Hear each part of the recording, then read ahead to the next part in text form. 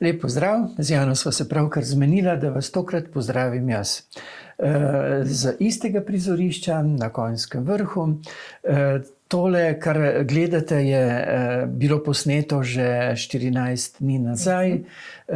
Takrat je deževalo oziroma danes dežuje. Morda je, ko gledate ta prispevek zunaj, sončno. Kombinacija dežja in sonca pa je dobitna. Biti mora zalito in obenem biti mora tudi osončeno. Meni grejo vedno na živce, ko reče, bliža pa se vremenska motnja. Ne? Da je še potreben, ne? Ali pa še hujše, bliža se slabo vreme. Vreme ni ne slabo, ne dobro, vreme je lahko kvečemo deževno, lahko je sončno. Kombinacija enega in drugega je pa potrebno, da se prebuja življenje, da rastemo in da se lahko potem sončnosti tudi razveselimo. In če je suša, prav tako dežja. Tako. To ni bila tema, naprej dorečena. To je bil uvod. Ja. Tema prihaja sedaj. Samo dve še karti. Samo dve karti sta še ostali. Le kaj bo? Le kaj bo? Tole. 5-1. 5-1. Spet smo pri zagonetnih številkah. Ja, to je zelo dobra. Pomembna številka zaradi neupoštevanja tega razmerja.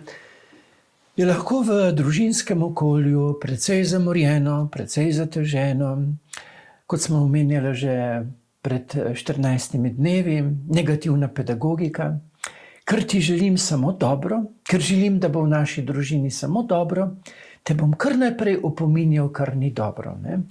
In če se le da, mogoče celo pri kosilu, tako da, čeprav je mogoče... Takrat imaš na kupu vse. Ja.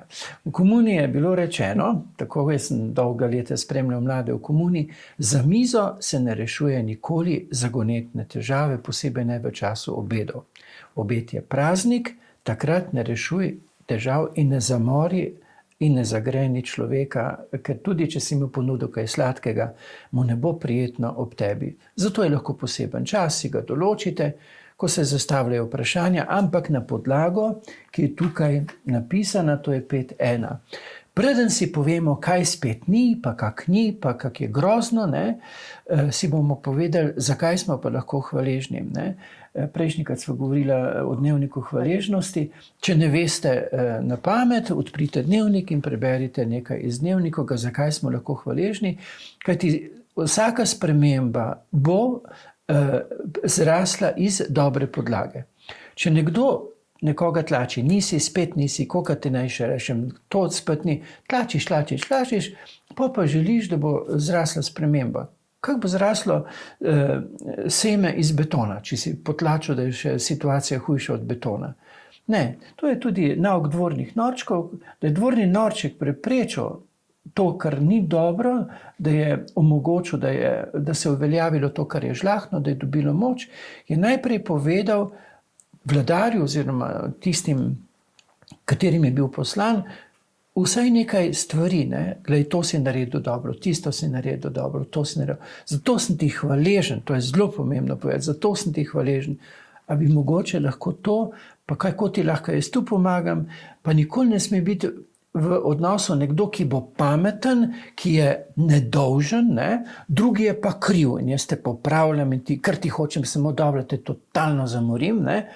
Ne, vedeti moramo, ko ti že odprem eno področje želene spremembe, moram istočasno tudi sebi reči, gled, tudi jaz se bom trudil v tej pa tej smeri. Nikoli ni samo en zmagovalec, eden, ki se mora spreobrniti, drugi pa je že nedolžen in ima to milost, da kar naprej popravlja, bom rekel, gnjavi in šikanira, zamori situacijo. Če ne znaš povedati najprej v osnovo nekaj spodbudnega, nekaj, hvala ti za to, sem ti za to hvaležen, pa za to hvaležen, ne? Pa poslušamo, jaz imam večkrat poslušam pogrebne govore, ma toliko lepega vejo v vsakem človeku. Pa si pa vprašam, a so si to povedali tudi, ko so še imeli cajt? Ne cmizite na grobovih, pa ne leporečite, če se niste prej v živo povedali. To, kar je dal moč, to, kar je dal spodbudo, to povejte si zdaj. Imam zelo dober primer. Ne? Ena gospa je zbolela, ampak je pol ozdravela. Ne? In je rekla, veste kaj, je povabila najbližje, slabe obeti so bili, je pa še zdaj zdrava, mogoče celo to gleda, ker je naročena na vaš YouTube kanal, je povabila jih sem in rekla, veste kaj, dokler še imam čas, bi vam rada povedala, zakaj sem bila v življenju vse hvaležna. Ne? In je vsakemu povedala. In potem so tudi, sicer v solzah, oni ne jih pripovedovali, ampak pol je ozdravela. Ampak to je tisti profit, ne? Se bomo usedli skupaj, bomo imeli en dan, recimo to rojstni dan, pa si bomo povedali, si bomo podarili ne samo eno čokolado, ampak si bomo podarili, da si bomo povedali drugemu, zakaj smo hvaležni kot družina, da bomo to ozaveščali. Ne? In potem lahko na koncu, zakaj bi se pa vsi skupaj potrudili? Ne eden, ne? Oziroma eden je pravičen, pa vsem nauke deli, ampak vsi skupaj. To je tista pol dinamika, ki pa mora rasti na tej osnovi 5:1. To razmerje je bilo izračunano, povedala mi ga je žlahtna gospa Gabi Čečinovič Vogrinčič. To je strokovna ugotovitev. Če hočeš spremembo, jo moraš posaditi na pozitivo. To pa pomeni, preden boš rekel, a bi to, boš povedal, hvala ti za to sem hvaležen, to zmoreš.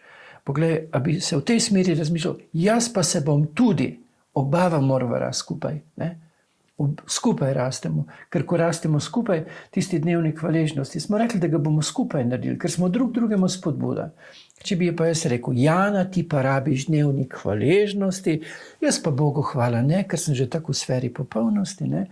Potem kaj naredim tebe? Tebe ponižam, ti si bogirevček, ti se moraš matrati, jaz pa sem že, to je najhujše. Jezus je rekel, en je vaš učitelj, vi ste pa učenci, en je oče, vi ste pa brati in sestre. Skupaj vandremo, skupaj se učimo, skupaj se matramo, skupaj si damo zagona, da potem zmoremo tiste korake, ki pa so še potrebni, da živimo še v večji medsebojni prijetnosti in žlahtnosti. Tako. In izdava, kaj bo naslednjič tema? Samo ena možnost. Samo ena možnost je še, ampak je taka zelo dobra. No, povej. Ne jemlji se preresno.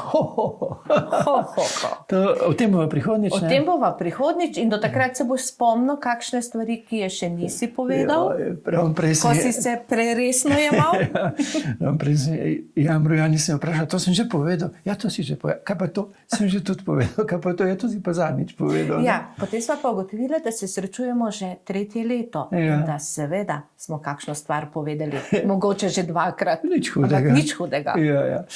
Ja, naj povem samo to, da ko sem odhajal od doma po srednji šoli, sem dobil od očeta in mame marsikakšno napotilo.